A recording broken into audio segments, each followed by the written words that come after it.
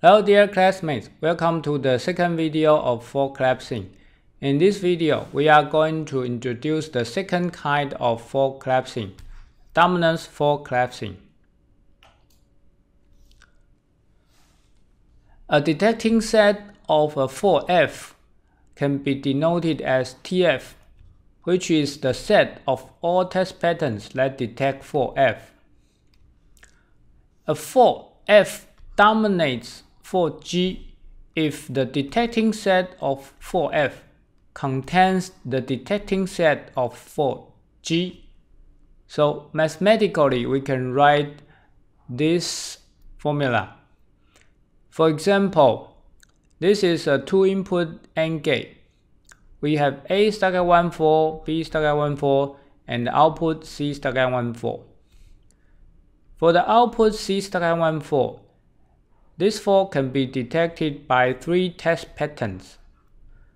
They are 0, 1, 0, 0, and 1, 0. So the detecting set of C stuck at 1, 4 can be represented by a large circle. However, for A stuck at 1, 4, there is only one test pattern, 0, 1, that detects A stuck at 1, 4. So we can say that C stuck at 1, 4 dominates A stuck at 1, 4. And C stuck at 1, 4 is called a dominating fault. And the A stuck at 1, 4 is a dominated fault. Now it's time for a simple quiz. From the last lecture, we know the transitive and the symmetric relationship. So is dominance relation transitive? That means if fault F dominates fault G and the fault G dominates fault H, does that mean fault F dominates fault H? Second question, is dominance relationship symmetric? That means if fault F dominates fault G, does that mean fault G dominates fault F? Please pause the video and answer these two simple questions. Okay. The first one is quite obvious. The answer should be yes, right? For example, let's say we have 2 AND gates which are connected together. The output stuck at 1, 4 dominates the input stuck at 1, 4, which also dominates the other input stuck at 1, 4. So we can say that this output stuck at 1, 4 dominates the leftmost input stuck at 1, 4. In this figure, we use red color for stuck at 1, 4. However, dominance relationship may not be symmetric. That means if F dominates fault G, we cannot say that fault G also dominates fault F. But there is one exception. When 2 faults are equivalent, they dominate each other. For example, the blue color represents a stuck at 0, 4. The output stuck at 0, 4 is equivalent to the input stuck at 0, 4. So they dominate each other. Therefore, we use a double arrow to represent an equivalence relationship, and we use a single arrow to represent dominance relationship. Now let's look at how we can use this dominance relationship to reduce our fault list. Dominance fault collapsing, or DFC, means that we reduce the fault list using the fault dominance relationship. That means if a test pattern detects a dominated fault, then it must be able to detect its dominating fault. So dominating faults can be removed for the ATPG purpose. For example, as we can see in this figure, for C stuck at 1 dominates A stuck at 1. So we know that C stuck at 1 4 can be removed due to dominance fault collapsing. Also, please notice that fault A, B, and the C stuck at 0 4, they are equivalent. So actually, we can remove both the input stuck at 0 fault. So after DFC, we now have 3 faults remains, 2 input stuck at 1 4 and 1 output stuck at 0 4. This is a minimum fault list after DFC. The same thing can be applied to the other elementary gates such as OR gate, NAND gate, and the NOR gate. Originally, they have 6 faults. After DFC, they have only 3 faults. This is the same for the other types of gates, but the stuck-up values are slightly different. In general, for n input elementary gate, we will have n plus 1 stuck-up fault after DFC. Remember, we had 4 faults left for 2 input gate after EFC, and now we can further reduce the fault list by 1 fault using DFC. Now, if we have a fan-out-free circuit, how do we perform DFC? Suppose that we have a fan-out-free circuit of 4 AND gates. In this figure, blue color represents stuck at 0 4 and the red color represents stuck at 1 4. We can use the dominance relationship to reduce the number of faults. Starting from the output, we can push all the faults all the way to the primary input. For example, these 2 faults can be removed, and these 2 can also be removed. If we continue to do so, then we are left with the fault only at the primary input. So now we have only 10 faults left. But actually, we can do it even better. For this gate, which has both primary input, actually, these 2 stuck at 0 fault can be represented by only 1 stuck at 0 fault at the gate output. Similarly, we can reduce these 2 faults by adding this 1 fault. Please note that this gate input stuck at 0 fault is removed because it is equivalent to the gate output stuck at 4, which is also represented by the other gate input stuck at 0 4. So now we have 2 observations. First, we can remove all the gate input fault except for those primary inputs. And observation number 2, we can remove all the gate output fault except for those gates whose gate inputs are both primary inputs. We call them OPI gates. This rule is also applicable to other elementary gates. And what is the reason? Please think about it. This is a good question for FFT. Now, here is our proposed DFC rule for Fanout-free circuits. Rule number 1, we leave only 1 DFC collapse fault for every primary input. The definition of DFC collapse fault can be seen from this figure. For example, for OR gate, we have input stuck at 0,4. For this NAND gate, we have input stuck at 1,4. For this NOR gate, we have input stuck at 0,4. Rule number 2.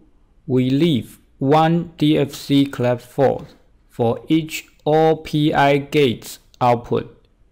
For example, this OR gate is an OR PI gate because both of its inputs A and B are primary inputs.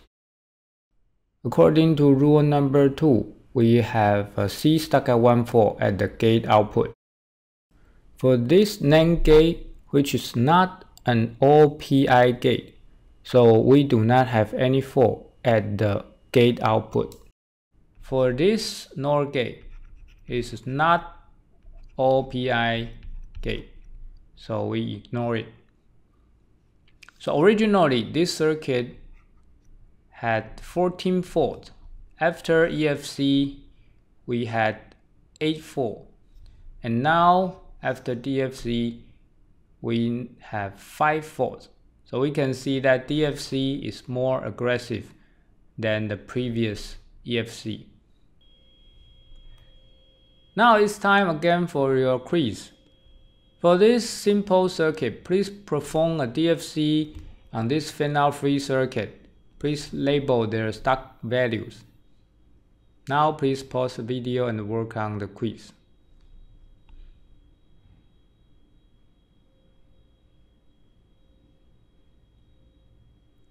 Okay, are you done?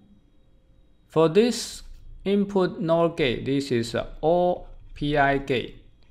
So we have A stuck at 0,4, B stuck at 0,4, and the output we also have C stuck at 0,4. For this gate, this is not OR PI input gate.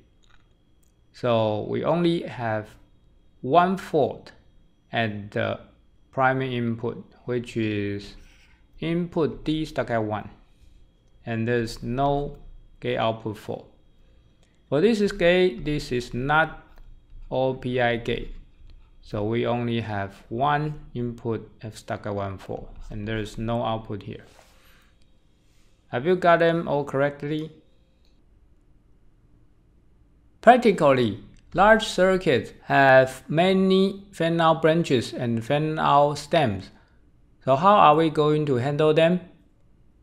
Unfortunately, fan-out branch faults do not always dominate fan-out stem faults. For example, in this circuit with a fan-out where E is the fan-out stem, L and F are the fan-out branches. As we can see in this large table, the detecting set of F stuck at 1 has 2 test patterns. The detecting set of E stuck at 1,4 has only 1 test pattern. There is actually no pattern that detects L stuck at 1,4. So the detecting set of L stuck at 1,4 is an empty set. So we can say that F stuck at 1,4 dominates E stuck at 1,4, but L stuck at 1,4 does not dominate E stuck at 1,4. So this relationship becomes very complicated. We don't know the dominance relationship unless we perform an analysis such as this table. But this kind of table is very time consuming for large circuit. So in practice, it's very hard to analyze the dominance relationship between fan-out stem and the fan-out branches.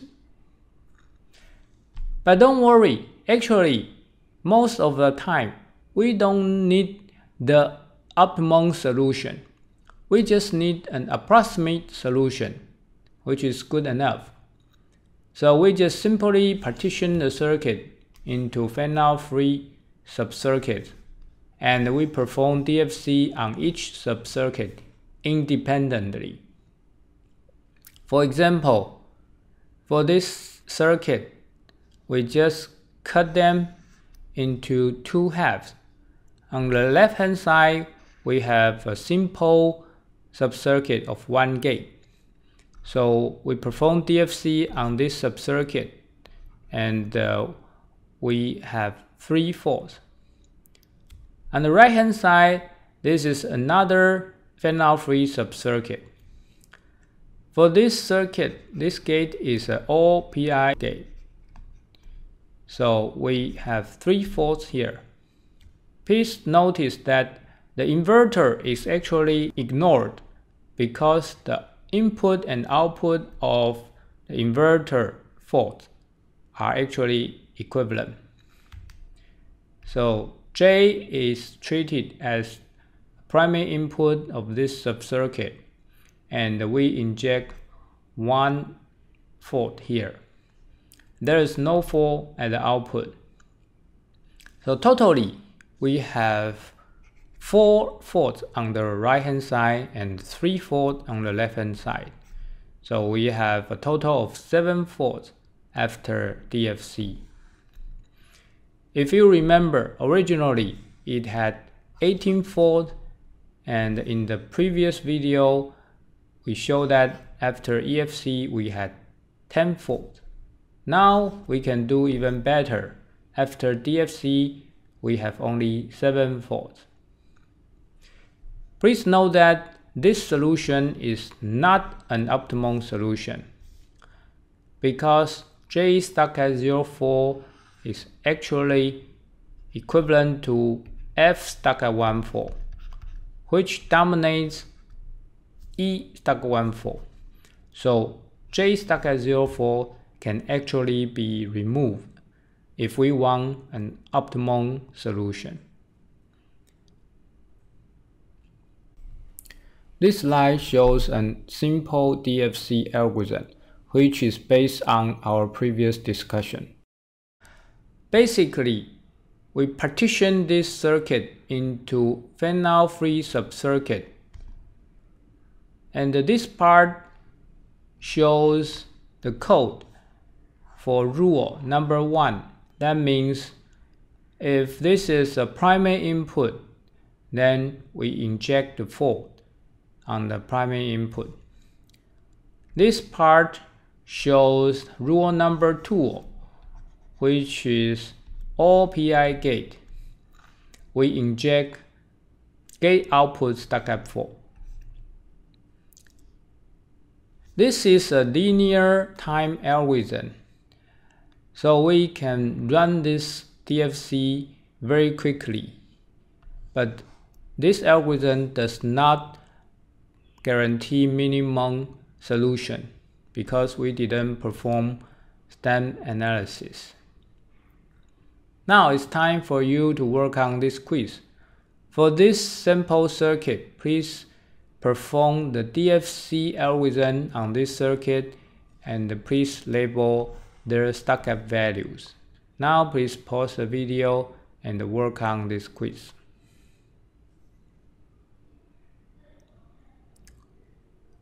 Okay, have you finished? We can actually partition this circuit into 2 parts. On the right hand side for this subcircuit, we have 2 all PI gate. So we have stuck at 1.4 here, stuck at 1.4 here, and stuck at 0.4 here. Also stuck at 1, stuck at 1, stuck at 0. And there is no fault on the input or output of this gate. So on this subcircuit, we have 6 faults. So how about this small subcircuit of input B? Since this small subcircuit has no gate, so we cannot find any way to reduce the fault list.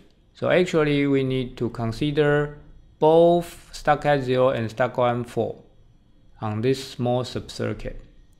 So this part is actually written here. For a primary input and a Fanout stem, we need both stuck at 0 and stuck at 1.4. So on the left hand side, we have 2 faults. Totally, we have 8 faults after DFC. Have you got it correctly? Before we end this video, we will introduce a famous theorem, the checkpoint theorem. The checkpoint theorem was proposed by Professor Bohr in 1976. The checkpoint theorem is very simple. It says that if a test detects all the single stacks faults on all the checkpoints, then this test detects all single stack faults in the circuit. The definition of checkpoints are the primary inputs and the fan-out branches. For example, in this circuit, we have 3 primary inputs and 2 fan-out branches. So there are totally 10 faults on the checkpoint. According to the checkpoint theorem, we only need to check whether these 10 faults are detected. If they are all detected, then we have 100% fault coverage. Actually, originally there are 18 faults in this circuit. We have shown that after equivalent fault collapsing, we are left with 10 faults. And after dominant fault collapsing, we are left with 7 faults.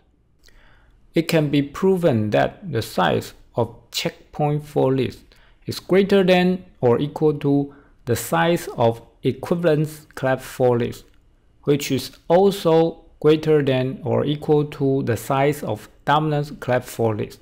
It's your exercise to prove this inequality. Now, here is the simple proof of the checkpoint theorem. First, we partition the circuit into Fanout-free subcircuits. This picture shows a subcircuit. On the left-hand side, the input can be a primary input or a fan-out branch. And then we can use the dominance relationship to remove the fault all the way from right to left.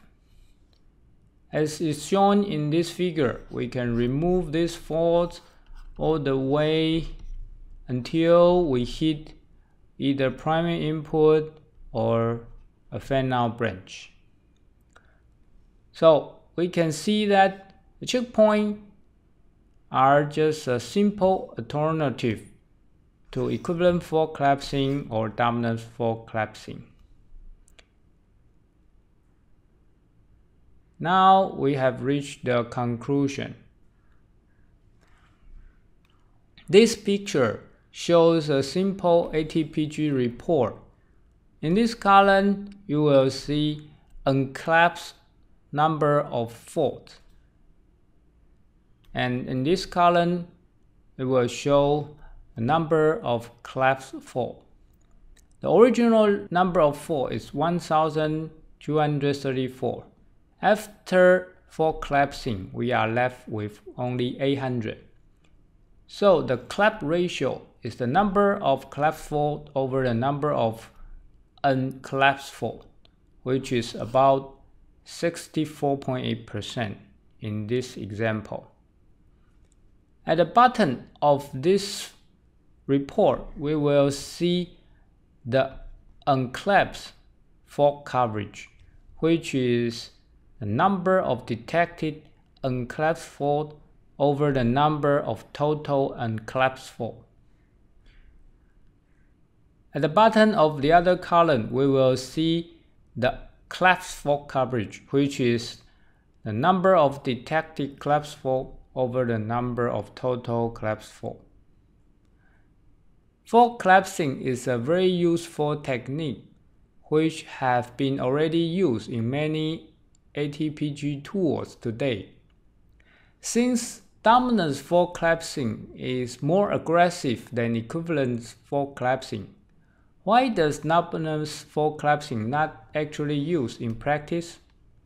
This is because dominant fault collapsing fault coverage is pessimistic. That means a test pattern can detect a dominating fault without detecting its dominated fault. For example, in this figure, we know that F stuck at 1 fault dominates E stuck at 1 fault.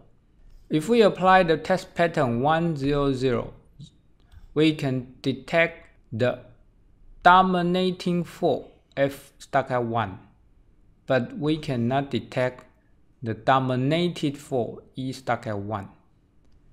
Since we already removed the F stuck at 1 dominating fault from our fault list, this detection is actually not counted in the DFC fault coverage. That's why we say DFC fault coverage is pessimistic. This is why we actually don't use DFC in commercial ATPG today. In conclusion, in this chapter, we have shown that fault collapsing is a very useful technique to reduce the size of fault list. We can speed up the ATPG and shorten our test length. We have proposed 2 DFC rules in this video. We have only 1 fault on each primary input and 1 fault on the output of each OPI gate. And we have shown that DFC is more aggressive than EFC, but it is not often used because the coverage is pessimistic. And we introduced the checkpoint theorem. In this theorem, we know that detecting all the checkpoint faults is good enough to guarantee 100% fault coverage. And the checkpoints are the primary input and the fan-out branches. Checkpoint theorem is a simple alternative to EFC and DFC. Now, we have 2 interesting FFT for you. Question number 1. In this video, we only show 2 DFC rules based on N-gate Fanout-free circuit. Does it also applicable to other elementary gate? For example, please show that why these faults in gray color can be removed. Question number 2. Can we perform DFC on exclusive OR gate? Or can we perform EFC on exclusive OR gate? Those are 2 interesting questions for you to think about. Bye bye.